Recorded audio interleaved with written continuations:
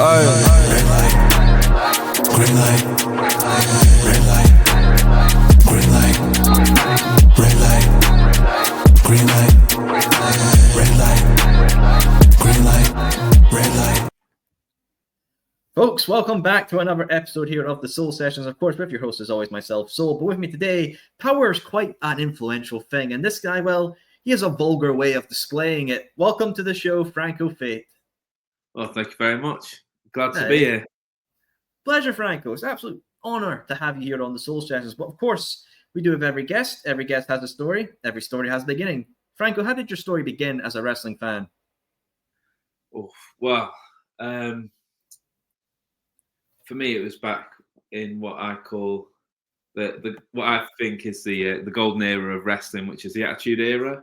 So I was so I'm a kid of the 80s/90s. So it all came about just watching the Saturday morning television with the likes of like the catch-up shows that they used to have, and then it's one of my mum's best friends actually was a mad wrestling fan. They had this is how old I am. So they had a VHS library of all the pay-per-views from the WWF at the time. So they'd stay up and watch it and record it and then hand it on to us. So I think my earliest memory of WWF was probably Rumble '99 with No Chance in Hell, which then rolled into the St. Valentine's Day Massacre. But yeah, one of the best sort of like runs that a worker ever had, I think, was Stone Cold Steve Austin on that one. Oh, the Attitude Era. How it's loved and beloved of the times gone by. It's truly that era of wrestling everybody looks to go and harker back to. But obviously, Franco, the Attitude Era is an interesting time, as we've obviously just gone over. But what is it, do you think, about that time is so obviously well remembered? Is it just nostalgia? Is it just a lot of first-time things happening, the Monday Night Wars? What is it about the Attitude Era for yourself that you think gives such appeal to wrestling fans in nowadays and age? I think it's just something different. Obviously there's documentaries that come out on Netflix recently about that time with a certain individual who was the puppeteer and the mastermind behind it. I think because they were just so in tune with popular culture at that time, it just struck a chord with a lot of people, like a lot of the younger generation of that time. And I mean, everyone, I think I've heard so many people say it, but you know, you look at Stone Cold Steve Austin and he got to beat up his own boss like week on week, and he just was portrayed as such a badass that what was not to like about him. And then obviously you had guys like The Rock about coming through, and his feud with Foley at the time at that Rumble with the I Quit match, and just how much of the intensity that he brought with that character as well as a heel was sort of unrivaled. He got so much heat for basically beating the shit out of Mankind on that one. Yeah. Oh, yes. Everyone loves to beat up their boss. We visualize it, we imagine it, but in practicality, something we can't do, I'm afraid. Off the cards on that accord. But obviously, everything has a beginning. And the Attitude Era, a lot of people I see are split about when it actually begins. Some people think Montreal Screwjob, or some people think Austin and Brett in the submission match. Where do you think the Attitude Era actually begins, Franco? It's a good point. I lean towards Montreal Screwjob just because I remember it at the time, and the documentary that came out around it, I think it's called Wrestling with Shadows, because it came, I think it was a BBC production as well, if I remember rightly, and I remember watching that on BBC One. Well, it must have been on BBC at the time, must have been on television, and just being so intrigued about it. I think as a younger kid, before that time, my parents were avid fans of World of Sport. We used to watch that on Saturday afternoons. I think my earliest memory of live wrestling was a camp show at Prestat in North Wales Pontins, and I'm sure it was probably All Star Wrestling or something along those lines. And then from there, it just continued on into what we see with American wrestling, with the WWF and WCW, because they were just so, I think, readily available at the time to watch. I know that we're in an era now of social media and YouTube and streaming services, which make it so readily available. But at that time, I think even with it just being on television, there was so much wrestling at the time. Because I remember with WCW Nitro used to be on a Friday night after the Cartoon Network used to finish back in the 90s, and I remember watching the likes of the NWO and Goldberg and all that kind of stuff, Eddie Guerrero and Rey Mysterio. And then obviously my mum's friend would introduce us to WWF and watching watching all the pay-per-views on there and the Monday Night Raws. I think it was just a good time to be alive because of the stiff competition that there was between WCW and WWF. And I've completely segued from the original question, but rounded back to it. I do think that the Montreal Screwjob was the start for me, but I think that's only based on my memories of wrestling at that point in time. Hey, fair dues, Montreal Screwjob, very replayed moment. YouTubers, when they're having a bit of dip in the viewership, let's put a video on the Montreal Screwjob. It's been done 20 times before, but fuck it. It brings in the views because everybody loves to watch and talk about it. So, I mean, that it has its moment. It's a part of iconic history. But of course, you mentioned WCW there. And I remember I was watching recently the Vice documentary, Who Killed WCW, and really giving that insight to the company at the time. So I want to propose the question to you, Franco. Who killed WCW? Oh,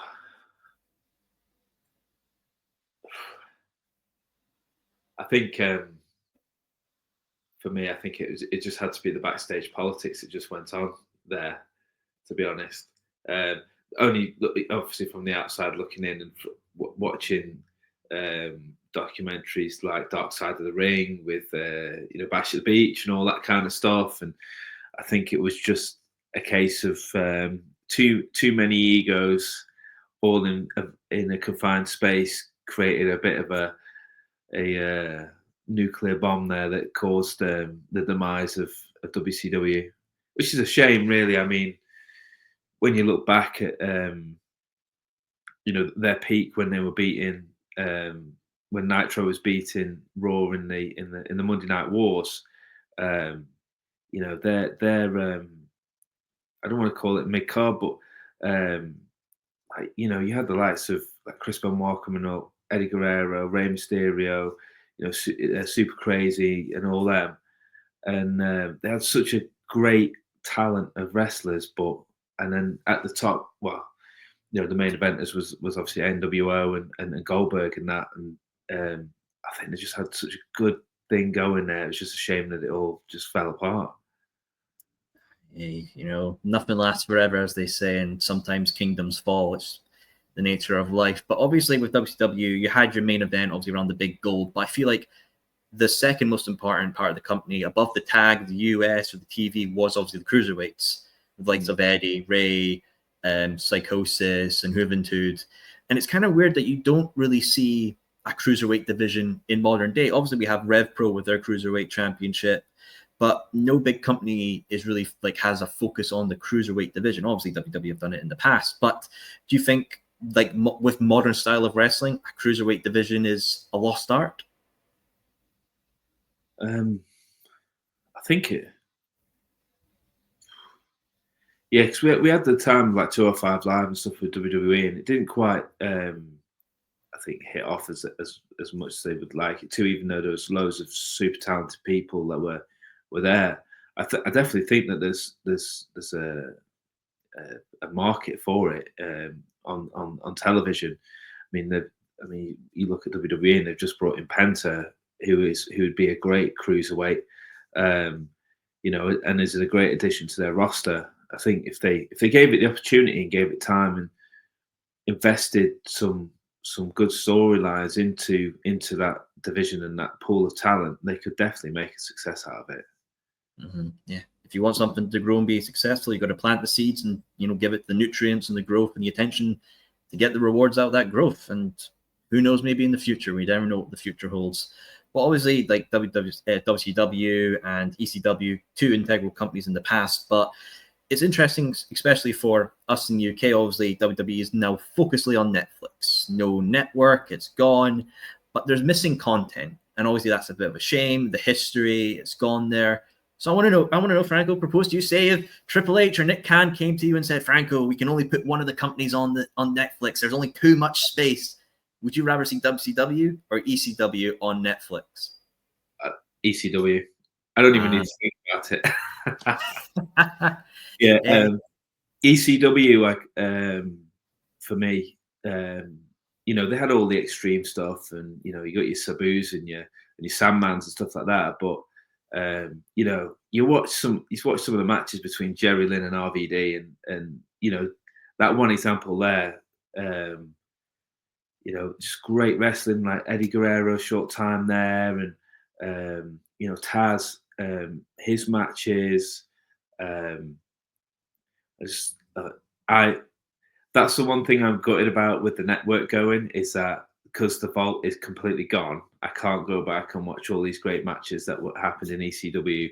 I could watch them for hours. Like, obviously, people know that I love the Mike Awesome and Tanaka series that they had through ECW and through FMW and that. And I watched them on the regular, those matches, just because I loved them so much. And yeah, when that was one of the things with WWE moving to Netflix, was I knew that we would just lose that absolute treasure trove of great matches and history that we had, you know, with ECW and WCW, to be fair. But yeah, if I had to choose one, it'd be ECW every single time. Hey, Franco, what we do, mate, we buy some pirate hats, we sail the 7 seas, and we find that content and bring it back. You know, that's how we can do it. It's the internet, it's the mighty seas. You never know what you could find. It's the absolute joy of it. But ECW, legendary company. But I'd love to propose a question to you, Franco. Obviously, you know, I wasn't around back then when ECW was around. I was still a twinkle in my dad's eye, some will say. So how was it like of consuming ECW product in the UK? It must have been focusedly tape trading, right? It wasn't shown on television. Yeah, so I think I came into watching ECW a bit later, when it was already sort of like peaking popularity. I remember there was a Sky TV channel called Bravo, and they used to show like ECW TV episodes. That's how I kind of got pulled into watching ECW, just purely watching it by chance, because I used to watch sort of like Pride FC, Japanese mixed martial arts, like fighting championship back in the day, and like, early UFC, and that all used to be shown on Bravo as well. So it kind of intertwined with each other, and yeah, that was the only way I would watch it. I wasn't really a tape trader as such or anything like that. I just be watching it by chance, just on that. It was just on a random Sky TV channel back in the early 2000s. Hey, fair dues. You know, it's always got to catch media and consume it whenever you can, because you obviously back in those days, you never know when it was going to come around again. Internet was in its very early days. And obviously ECW, again, legendary company, but there's also, you know, some individuals outshine others. I want to know, Frank, who's your, you know, Mount Rushmore of ECW? 4 individuals that you think carried the company and were the top guys for it. That's a tough question. I try. Yeah, I think RVD's got to be there. Definitely, 100%. I'd say this is difficult. This is Sandman, Sabu, and I'm a bit torn on the last one.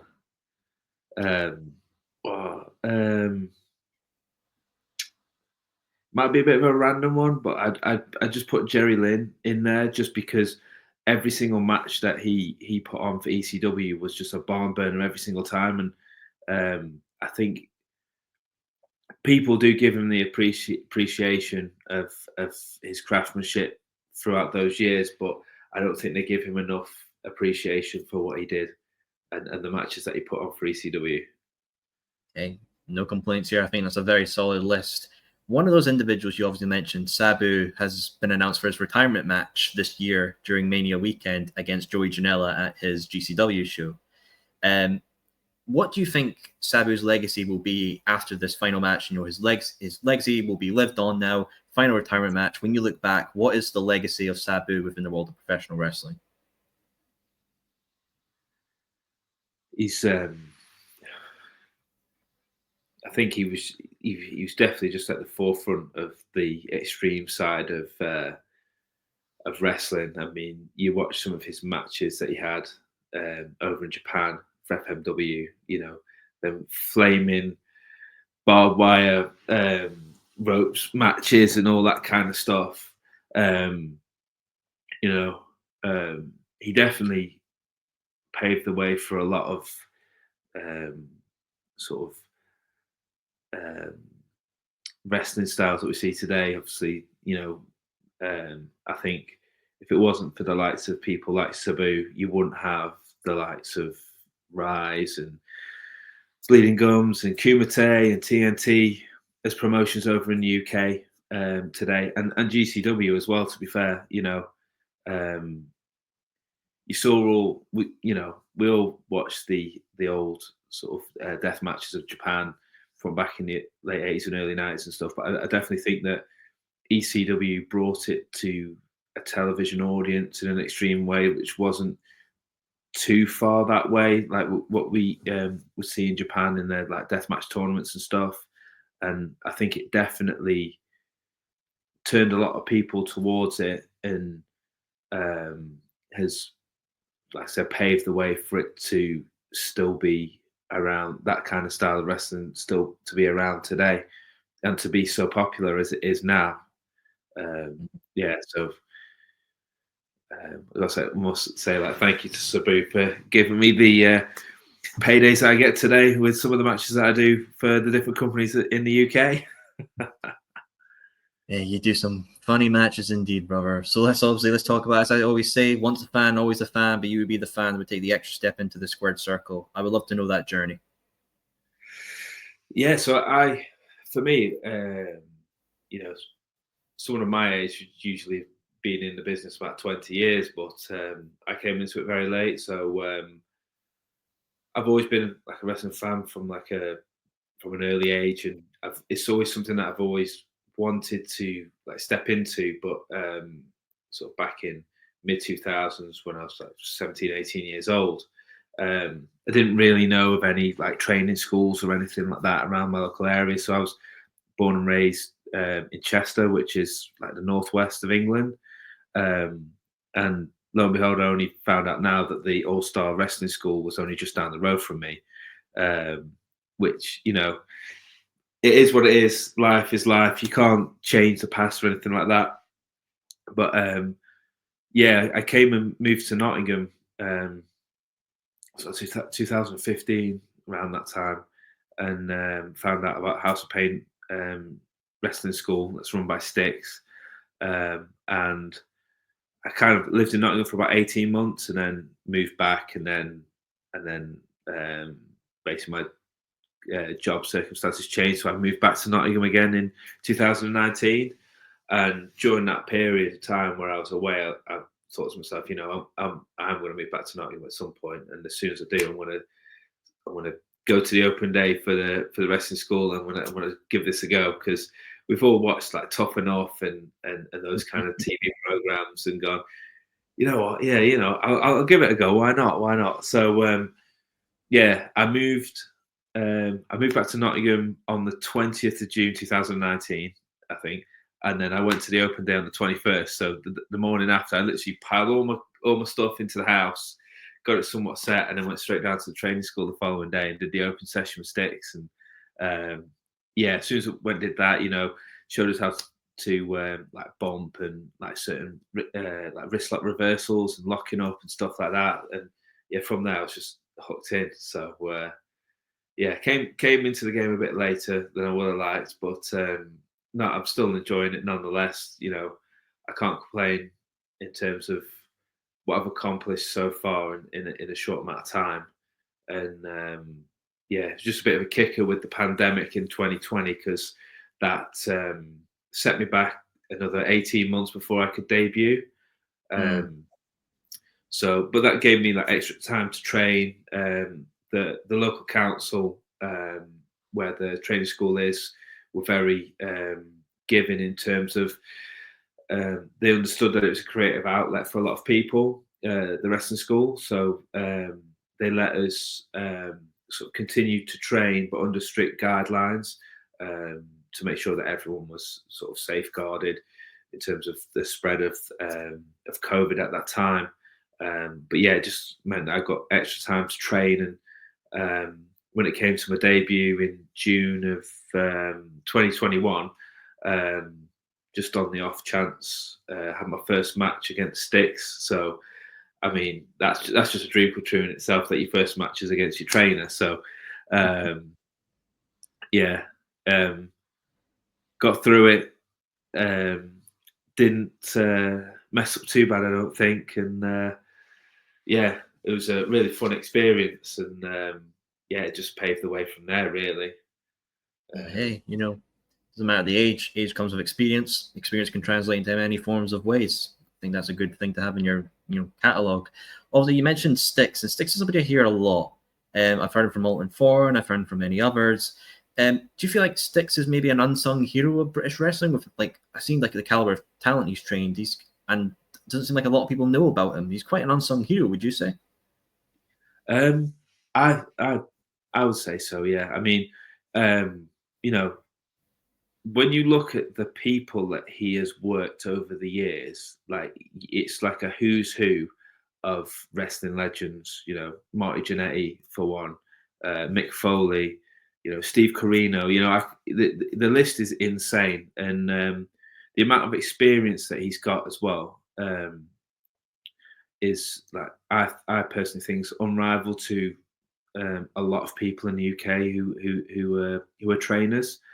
And you know, I think unsung hero is definitely a sort of motif that I would give to him. And you know, he it's mad. Like you go in there and train. You've got like a specific idea of something that you want in the match, like an idea that you have for a match, and you'll go in there and you might practice it or something like that. And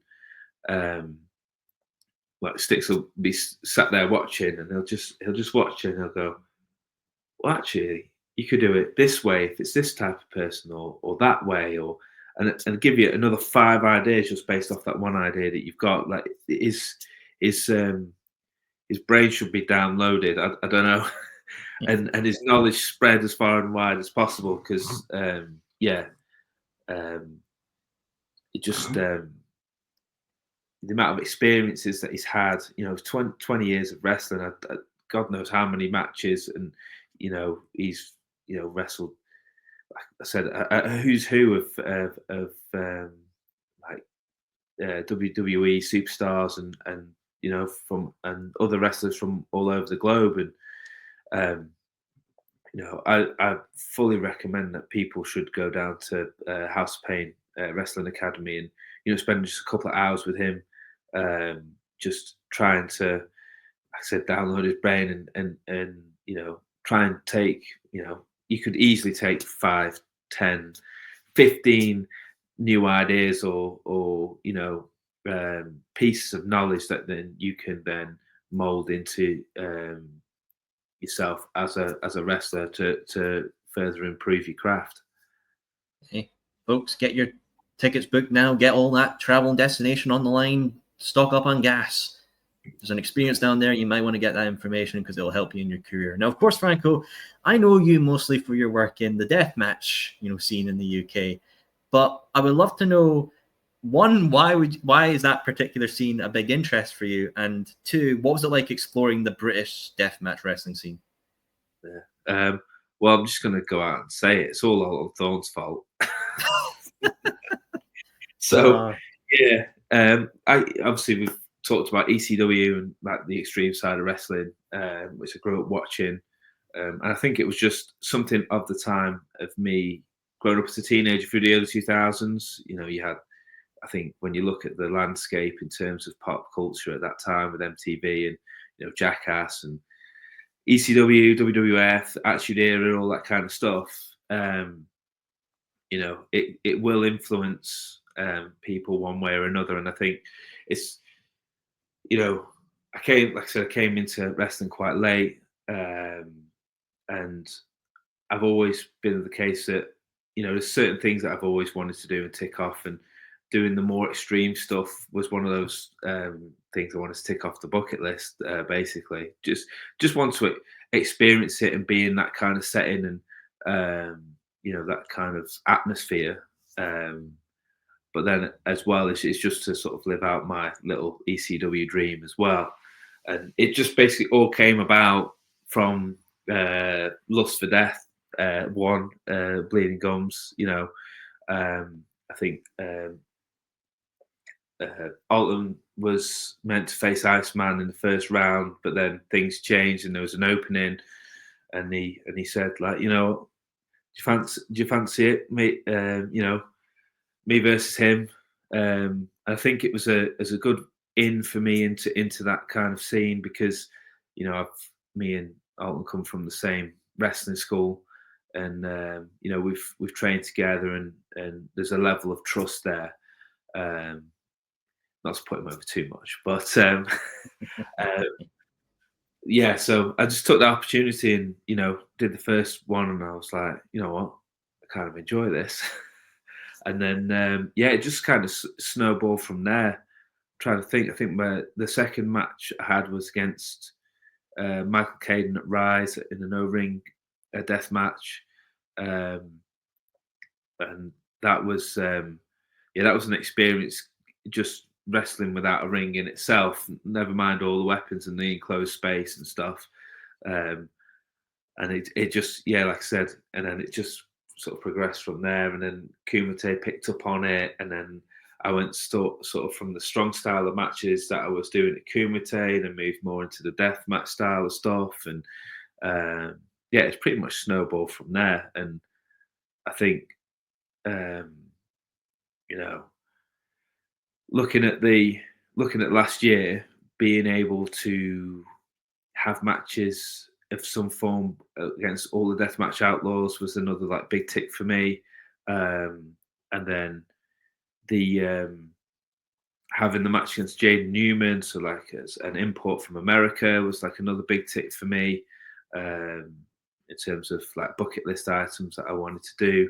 And then I'd say like the matches I had with Big Lou Nixon and Brett Semtex are probably some of my proudest matches I had last year in terms of that wrestling style as well. Like a hell of a lot of fun, and yeah, looking forward to what this year brings and what opportunities might arise from those style of matches that I'll be doing up and down the country. Oh, I'm sure you'll be bleeding up and down this country, friendo. Oh, good lord, there's some crazy stuff there. Obviously, Bleeding Gums, a company I have a good working relationship with, but obviously Rise and Kumite are companies I love to learn about and see what's going down there. And I know Rise have been quite a influential company as well to the deathmatch scene.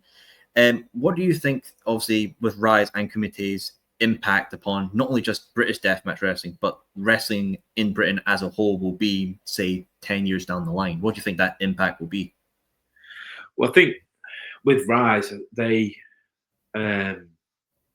the ones that sort of started it all off. Like they call themselves the UK's maddest show, and it literally is. Like some of the stuff that goes on there is just crazy. Like with all the characters that they have there, with Danny Doherty and Darwin and that, you know, big characters that, you know, some of the stories that they put across there are crazy.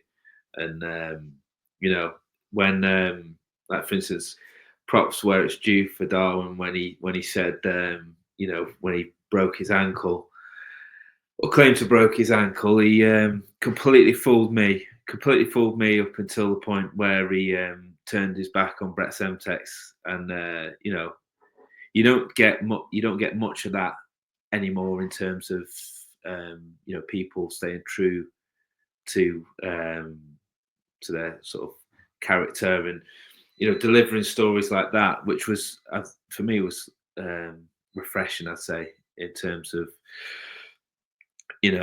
like he had every single person fooled, even everybody in the back. Like I was saying to him, I hope get well soon. Hope it heals up pretty quick. And then the next thing you know, he's hitting that moon boot round the back of Brett Semtek's head. So they're definitely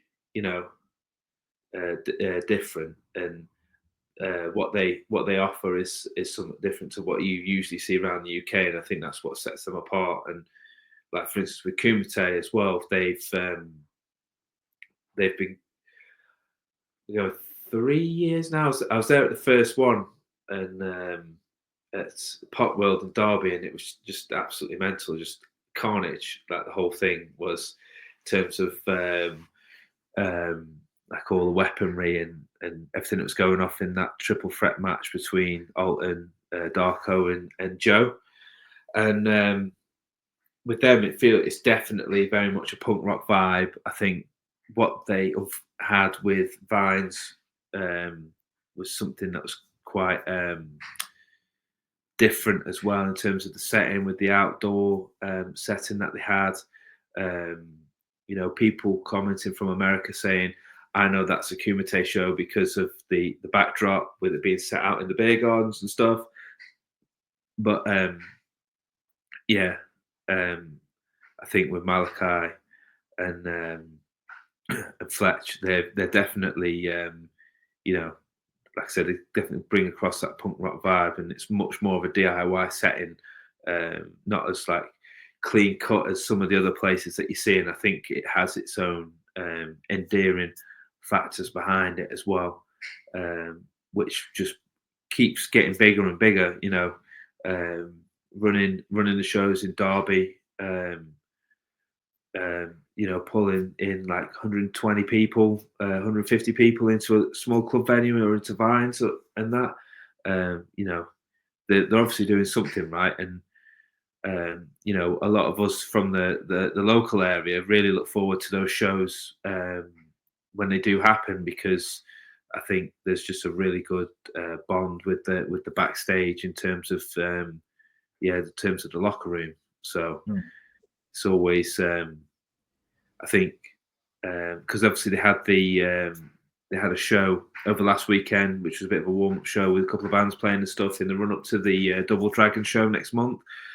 And I know for a fact that people are already looking forward to that date at the end of February to get back together again and put on another good show for Kumite. Yeah, absolutely. And I think as well, they really gain so much from the culture of Britain as well. If you think of like the old punk aesthetics of the the 80s and that kind of grungy vibe as well, because I know Rise are going over for Mania weekend in Vegas as well. Do you think, with obviously Rise being a British company and its British style of death matches, do you think it's going to showcase a new way of death matches for the American audience over there? Yeah, because I think so, because of what they're building this year and over last year as well, with the stories that they're trying to portray. It definitely brings something different, because I watch like death matches from America, but I only watch the matches. I don't really know if there's any intertwining sort of themes that are going on between certain like individuals on their roster, whereas Rise have some pretty big characters there that stand out and leave a lasting impression on a lot of people. So I think that when they go over for Mania weekend, they'll definitely stand out with their matches and with the people that they're taking as well, like Big Lou, Brett, Joe. I'm only assuming that they're going, but I've just off the show posters, obviously Iceman and Jack will be there, and Danny will be there, and Darwin will be there. That's a good mix of British talent along with people who can sort of carry themselves off really well as well. Mm-hmm. Absolutely, and it's Mania weekend is a big thing, and it's always a big eye on products. I know obviously in the UK we've had not a big extent of that. Obviously with AEW All In this last year, we had that whole celebration. There was Riot Cabaret, Progress, Rev Pro's Anniversary 12, but obviously there was nothing really for that deathmatch flavor, that variety of British wrestling. Do you think it would be important to showcase that part of the scene when AEW come back for Forbidden Door this year? Definitely, I think so. I think because I was there for AEW weekend last year, because there was shows going on around London, and I just thought to myself, wouldn't it be cool if they just had like a deathmatch show down in London? Maybe after All In or something, like that, or because it definitely gives off that vibe. I don't know how to explain it, where everyone's gone to watch the big clean cut AEW like super show event at Wembley Stadium, and then it's like, let's go down and watch something a bit more extreme or something like that. That's a bit like crazier and wild, and a bit what I said, a bit more rough around the edges. But I was to be fair, I was surprised that there wasn't a show, deathmatch show there that weekend. But maybe there's an opening for someone or a company this year to do it over Bank Holiday weekend, because I believe it's Forbidden Door, is it? Yeah. This year, yeah. So there's an opportunity there for someone to capitalise on it. Well, I mean, all we have to do is give Darwin a microphone and some flyers. I'm sure he could sell it with his way of words. Yeah, definitely. Fuck it. That big long way of Wembley, that big long road, fuck it. We could just set up a ring or no ropes. Have some fun. That'll be the entertainment. For all the people walking out of that stadium will be a fucking banger indeed. Now, obviously, Franco, this year is quite eventful. It's just started. It's fresh. It's new. But you've got some stuff lined up. And one I have to bring up. I mean, it's Bleeding Gums Lust for Death 2 tournament. You and Tim Strange. You attack Tim Strange in his title defense of Liquid Filth. And you're facing in a Fish and Chips Deathmatch. Yeah, that stipulation surprised me to begin with, but then I guess I kind of brought it on myself with the old salt spots that I've been doing recently, with getting covered in salt by Brett on numerous occasions. But yeah, that's going to be it's not your average death match, I don't think. It's going to be fish hooks on the ropes, boards with fish hooks on, vinegar and salt and all that kind of stuff, and I think lemon juice as well. I think I've been told. So it's not going to be one for the faint of heart, I don't think, and it's not going to be your typical match either. I mean, I'm used to manhandling people around the ring, because I like to pride myself on being one of the true heavyweights in the UK. But obviously, Tim's a mountain of a man, so I don't think I'll be able to manhandle him as much as what I would do usually with other people. So I think I've got my work cut out against him, and I think the fact that I pissed him off on the last show is probably not going to help either. But rest assured that I think it's only going to go one way, and I'll be going through to the next round.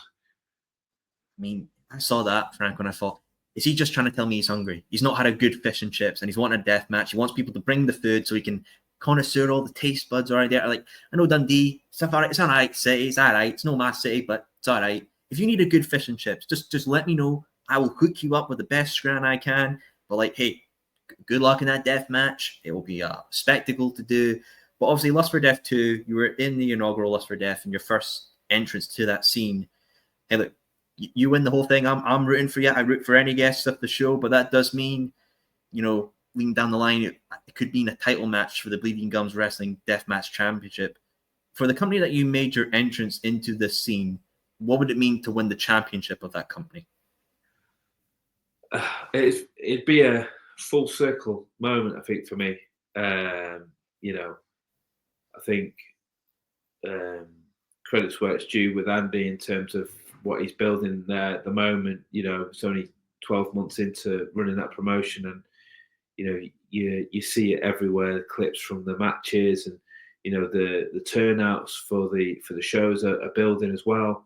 And then, yeah, and I think he's trying to do something a little bit different. Like obviously with the stipulation for the match that I've got in the first round, it's a bit, you know, it's a bit off the wall. It's not your straight up, you know, 202 match or you know, no ropes barbed wire match or anything like that. It's I think it keeps it interesting as well, because then it keeps each match different that's on the card, so it's given the audience something different every single time, rather than seeing the same thing over and over again, which is I think is really good.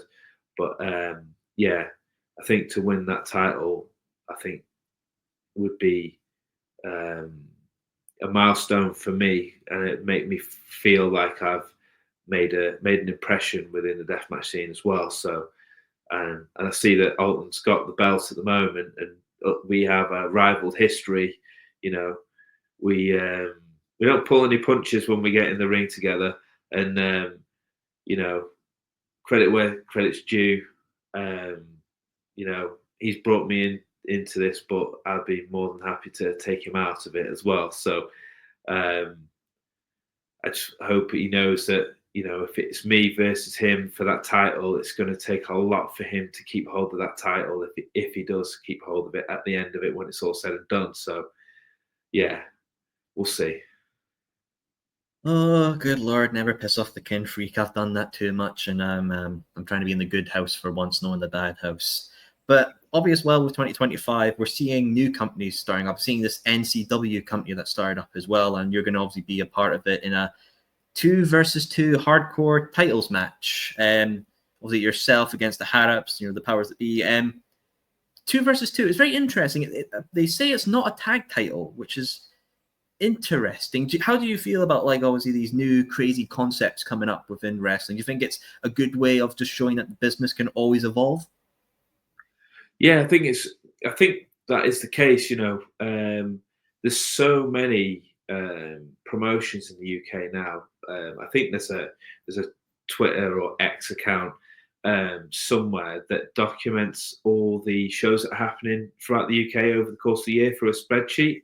I think there's something like 50 shows across the UK going on at any one time on the weekends, which is crazy to think.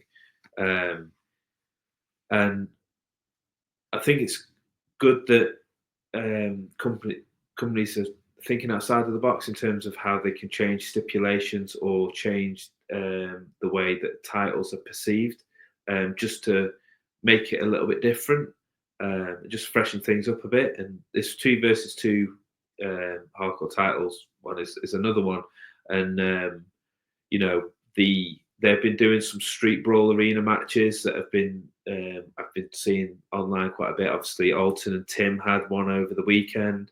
We've seen B.A. Rose against Kegstacker as well, and Luke King Sharp as well had another match for NCW, which was, it's more like I guess like a cinematic match than anything.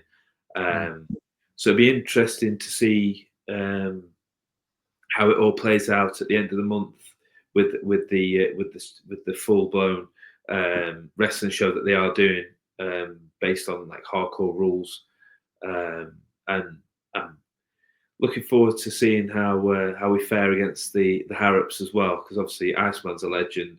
I've been in there with Jack recently as well, and yeah, those two guys are just two tough bastards. So it's going to be it's definitely going to be a fight, that's for sure. But like I said, in a weird way, I'm looking forward to it, and we'll see who comes out on top at the end of it. You never know what could happen, my friend. I mean, they're all displays of power, but You just do it in a more vulgar way, my friend, and that's what the style is. Well, Franco Fate, my friend, it's been a pleasure to have you here on the Soul Sessions. A true vulgar way of honor. But of course, before we go, the final question, my friend, 2025, new year, things could crazy happen. You never know, but obviously the deathmatch scene is so alive. Do you think this year is the moment where it truly flowers and blossoms with all the new companies starting up? Bleeding Gums got their Life Will Kill You tour, Rise going over to America, Kumite putting on great shows. What do you think 2025 will mean for the British deathmatch wrestling community? I think it's just it's going to be another year where we just prove that it's one of the best scenes in the world for deathmatch wrestling. We see the likes of Jack Bennett is going over to Japan, wrestling for Big Japan. You know, the guys, the main guys for Rise going over to America. You know, they went over for the first time back in the last year. They're going to be over there for Mania weekend. You're going to see the likes of Tim Strange there, Iceman and Jack, at various different shows through that WrestleMania weekend. I just think, you know, all the hard work that those guys have been putting in for years. You know, Iceman's been there since, you know, the mid 2000s, early 2000s. You know, and it's kind of been carried on his back for so many years, and then obviously with the formation of Deathmatch Outlaws, Rise as well, have then brought that momentum up around that style of wrestling. And then, you know, over the last 4 to 5 years, we've had the likes of like Kumite, Bleeding Gums. TNT's obviously been around a bit longer, and it's just developing more and more. And then we've obviously got CXW now as well that are doing all the different variety of shows throughout 2025. I think that it's the wheels are really spinning now in terms of deathmatch wrestling for the UK, and I think it's only going to grow further. And you know, you just got to recognise the people that have been there since the start and have been putting in all the hard work, and where the likes of myself and Tim Strange and Alton and Jack and that, who have come in over the last few years. You know, we're just there to hopefully help in terms of what's the word now? Sort of support the good work that they've put in by, you know, with ourselves, you know, being sort of fresh faces into it to just change things up a little bit. You know, have different match styles and you know, different matches that people might not have necessarily seen before, just to put more eyes onto the UK scene. Hey, you guys are everlasting, you're evolving, and you're integral to this scene, because I'm sure no matter what, it's going to be a bloody fucking year. None doubt of what it's going to be. Well, Franco, my boy, thank you for coming on the Soul Session. Of course, viewers, if you've loved what you've heard of Franco and his story, want to see more of him, I will include his Instagram link down below. Give it a click. He's also got some shirts there as well. Get yourself some. They look pretty bang tidy, good for a night in the club or whatever expertise you like to do, because wrestling fans, you do need to wash sometimes and get new shirts. I'm sorry, you can't wear a shirt from 1996 again. Get some new gear. There's nothing wrong with that. But hey, as I say, as a Scotsman, finish up your pint and put your chairs away. And thank you, folks, as always, tuning in for another episode of the Soul Sessions. Now about the humans who gonna live like animals do. No more laws and no more rules.